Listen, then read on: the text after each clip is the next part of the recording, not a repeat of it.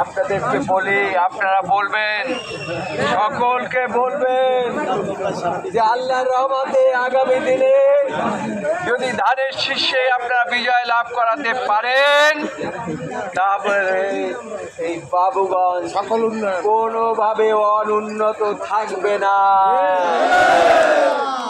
আমি জানি আমার অনেক তরুণ ভাইয়েরা বেকার আছে, এই বেকার সমস্যার সমাধানের দায়িত্ব হচ্ছে ধানের শীষের প্রার্থী। যদি ধানের শীষ জয়লাভ করে বেকার সমস্যার সমাধান ইনশাআল্লাহ। এই যে বাবুগঞ্জের রাস্তাঘাট আমি দেখেছি কোনোটাই ভালো নাই, প্রত্যেকটি রাস্তা ইনশাআল্লাহ পাকা রাস্তা হবে। কেউ আপনাদেরকে বলে বিদেশে থেকে এসে যে সব কাজ আরে 17 বছর এই ছেলেপেলেরা বাংলাদেশ জাতীয়তাবাদী দল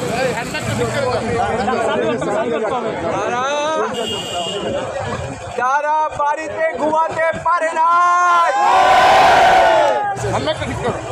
তারা ধান ক্ষেতের মধ্যে কাটিয়েছে, দুবেলা খেতেও পারে নাই। আজকে দুঃখ হয়